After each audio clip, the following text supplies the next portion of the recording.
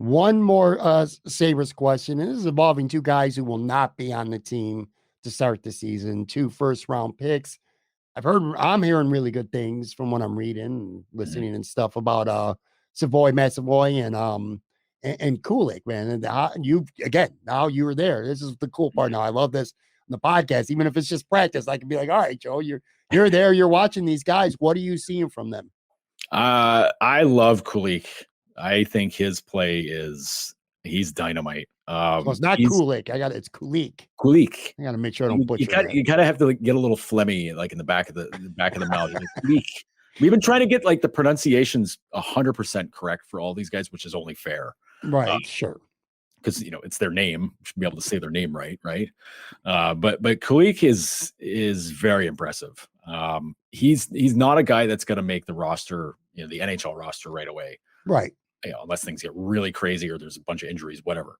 But he'll be here next year. I would almost want to bet money on that. Because he's dynamite. He is absolutely super good. He's a solid two-way guy. He's in the right spot all the time. He's really good. And the fact that they were able to get him late in the first round is so a bunch of teams didn't do their job, and the Sabres very happy to take advantage of that. But that's he's very good. And Matt Savoie, he's very impressive. Again, he's not going to be here this year. He's not making the Sabres roster. There's no need for him to make the team. But he's going to have a big year with Winnipeg in the WHL.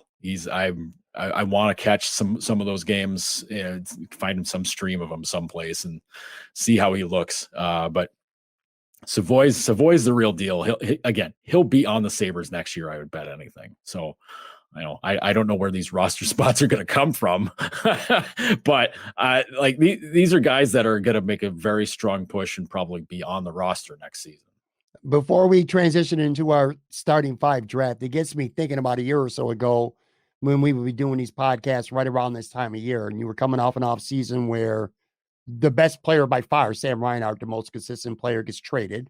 Mm-hmm. Rasmus Ristolainen got traded. I don't want to say he's one of the better players, but he was certainly he hogged up a lot of ice time, one of the longest tenured veterans. And then, of course, Jack Eichel doesn't go to camp.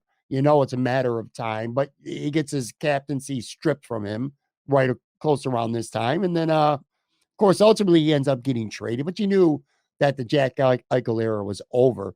And this is a year ago, so much uncertainty and, I don't know, just chaos with this organization. But now you fast forward a year later, and look, I don't think anyone thinks they're going to be a legitimate Stanley Cup contender right now this season, but just doesn't it feel like legitimate, like night and day right now when you look at this roster and you look at camp and you look at these players and then you look at these prospects and you just talked about two of them and they got 3 first-round picks this year.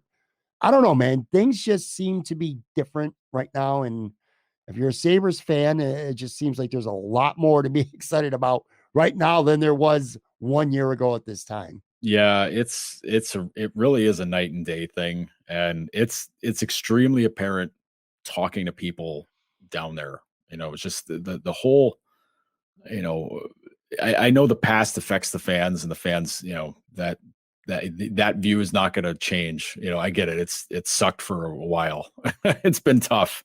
Sure. But for the guys in there now, they're, for the most part, they weren't part of that past. I mean, there's a handful of guys that have seen some of the bad stuff the last few years, but like none of that stuff plays into them, and they're not letting it, dictate how, moves that they're doing or decisions they're making. I had a chance to talk to Don on Monday, and a lot of the way that he's, that he and Kevin Adams and Terry, like the whole, the three of them are all on the same page is I just think of all the discord, the last few regimes that have come through where, there were 3 people and there were 3 different pages, or, you had a GM or an assistant GM that were, maybe didn't agree on things or something. And it's wild to see how tight these guys work together. And, listen, obviously having ownership on board is good. I mean, obviously ownership was very on board with bringing Kevin on,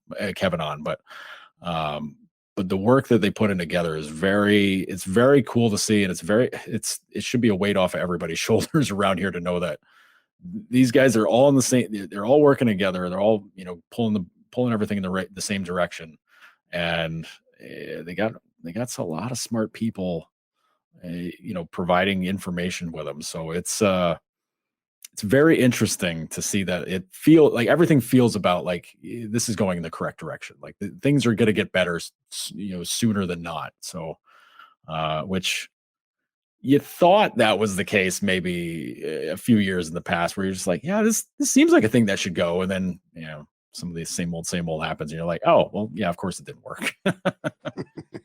But like, that doesn't feel like any of that stuff is going to be around this year. Like, you're not going to sit there and go, same old Sabres. I don't think you're going to hear any of that stuff. I told you this. I have a different feeling now, and I don't even know if I could completely explain it. But I mean, you've been doing a show with me long enough to know how much I hated this team before, and just every single not that long ago either. Ian hated this team. I just feel like it's going to be different now, and that excites me. I don't know how good they're going to be in the standings, but they're going to be a fun team to watch. I'm looking forward to, I think October 13th they open the season up, right? I'm pretty sure it's the 13th. I'm very much looking forward to watching games this year. You're not going to have to force me to watch the games because I got to talk about them on the podcast. I'm actually eagerly anticipating them, and that's really cool. That's a cool thing to be able to have.